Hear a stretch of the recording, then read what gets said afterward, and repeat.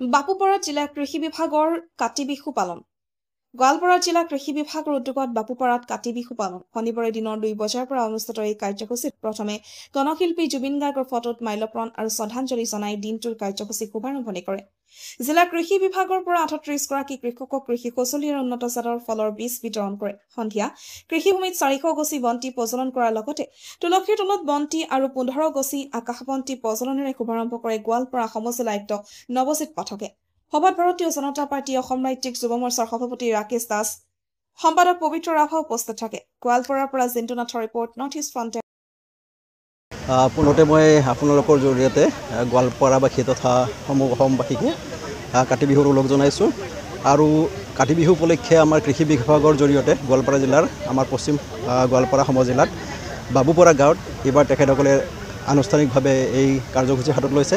আৰু সেই মৰ্মে ইয়াতে আমাৰ বন্তি প্ৰজ্বলন বা বিভিন্ন ইয়াতে যিখিনি আমাৰ কৃষি বিভাগৰ আঁচনি আছে সেইখিনি হিতাধিকাৰীসকলক তেখেতসকলে ধুনীয়াকৈ বুজাই দিছে, কেনেকৈ লাভান্বিত হ'ব, পৰৱৰ্তী সময়ত কি সহায় লাভ কৰিব ডিপাৰ্টমেণ্টৰ পৰা। আৰু লগতে ইয়াতে যিখিনি স্থানীয় ৰাইজ আছে বা বাকী যিখিনি ইয়াৰ পৰা ইয়াত উপস্থিত আহিছে এই অঞ্চলৰ গোটেইখিনি মানুহ, তেখেতসকলে ইয়াৰ পৰা ভালেখিনি কথা জানি উপকৃত হ'ব। আৰু মই আশা কৰিম এই কাতি বিহুৰ লগে লগে আমাৰ যিখিনি কৃষক ৰাইজ আছে আটাই যাতে পৰৱৰ্তী সময়ত যেতিয়া তেখেতসকলৰ যি কৃষি কৰ্মৰ লগত উৎপাদনৰ লগত জড়িত আছে তেখেতসকলৰ কৃষি কৰ্ম নদন বদন হ'ব, ভাল হ'ব, এখন শস্য শ্যামলা যি আমাৰ ধৰণী পৃথিৱী অসম গঢ় ল'ব। তেওঁলোকৰ পৰা যিখিনি তেওঁলোকে বিচাৰিছে মনে প্ৰাণে যে ভালদৰে শস্যখিনি হ'লে তেওঁলোকৰ ভঁৰাল নদন বদন হ'ব, সেইখিনি মই আশা কৰিছোঁ, ভগৱানৰ ওচৰত প্ৰাৰ্থনা জনাইছোঁ যাতে তেওঁলোকৰ মনোকামনাবিলাক পূৰ্ণ হয়। মানে যিখিনি কথা কৈছে ইয়াতে আমাৰ হাতীৰ যিহেতু বনৰীয়া হাতীৰ উপদ্ৰৱ কিছু সংখ্যক হয়, ইয়াতে যোৱাবাৰো হৈছিলে যে কৃষি কৰ্মৰ লগে লগে তেখেতক মানে হাতীখিনি নামি আহি কিনে খেতি পথাৰ বা তেনেকুৱাকৈ শস্যখিনি নষ্ট কৰে। তো তাৰে কাৰণে আমি মানে আমাৰ ফালৰ পৰা জিলাৰ প্ৰশাসনৰ ফালৰ পৰা যাতে হাতীখিনি মানে এটা নিৰ্দিষ্ট ঠাইত মানে থাকিব পাৰে, তাৰে কাৰণে আমি এতিয়া এটা এৰিয়া আমাৰ ইয়াতে ডেভেলপ কৰি আছোঁ যাতে তেওঁলোকে আন ঠাইলৈ যাব নালাগে খাদ্যৰ কাৰণে। তেনেকুৱাকৈ আমাৰ যিখিনি এতিয়া আমাৰ ফৰেষ্ট বা যিখিনি আমাৰ বনাঞ্চল আছে সেইখিনিও আমি বেদখলমুক্ত কৰাৰ কাৰণে ব্যৱস্থা লৈ আছোঁ।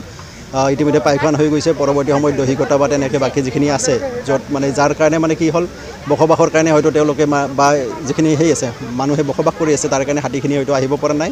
তো সেইখিনি অহাৰ কাৰণে নিশ্চয় সুবিধা হ'ব। আৰু লগতে বাকী যিখিনি আমি কৰি আছোঁ ডেভেলপ, তাতেও হয়তো হাতীখিনি যদি থাকি যায় তেতিয়াহ'লে হয়তো খেতিপথাৰলৈকে তেওঁলোকে নাযাব। আৰু আপোনালোকে ইতিমধ্যে গম পাইছে যে পাইকান সংৰক্ষিত বনাঞ্চলত বেদখলমুক্ত কৰাৰ পিছত হাতীৰ ইতিমধ্যে বিচৰণ আৰম্ভ হৈছে। তাতে ফৰেষ্ট বিভাগৰ ফালৰ পৰা বিভিন্ন গছপুলি হওক বা ফল মূলৰ গছ ৰোপণ কাৰ্যসূচী হৈ গৈছে। হাতী ইতিমধ্যে তাতে বিচৰণ কৰি আছে। হয়তো বাকীখিনি অঞ্চলত যেতিয়া আমি খালী কৰি ল'ম, মানে জনসমাগমৰ পৰা দূৰত যাব, তেতিয়া হয়তো হাতীখিনি হয়তো আমাৰ যিখিনি মানে জনবসতিপূৰ্ণ যিখিনি অঞ্চল আছে য'ত খেতি বাতি হৈ আছে তাতে হয়তো পৰৱৰ্তী সময়ত নাহিব।